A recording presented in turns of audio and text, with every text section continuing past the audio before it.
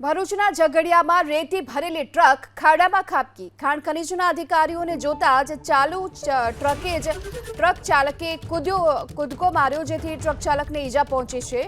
ભરૂચના ઝઘડિયાની આ ઘટના છે, જ્યાં ખાણ ખનીજના અધિકારીઓને જોતા જ ચાલુ ટ્રકમાંથી ટ્રક ચાલક નીચે કૂદ્યો અને ત્યારબાદ આ જે ટ્રક છે તે ખીણમાં ખાબકી હોવાની હાલ ઘટના બની છે। તો ભરૂચમાં પ્રકારની ઘટના બની છે। ઝઘડિયા પાસે રેતી ભરેલી આ ટ્રક ખાડામાં ખાબકી છે।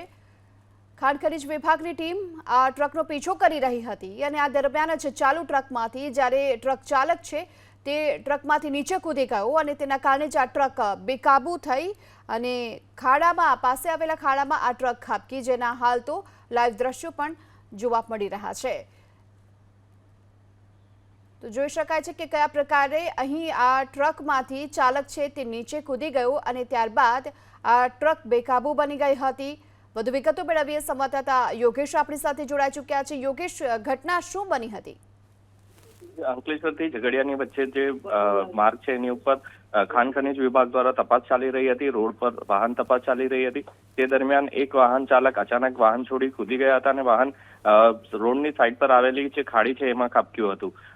તત્પશ્ચાત જ્યારે એને પણ ઈજા થઈ હતી, ડ્રાઈવરને પણ ઈજા થઈ હતી અને એમને સારવાર અર્થે ખસેડવામાં આવ્યા છે। જી, આભાર આપનો આ સમગ્ર માહિતી બદલ।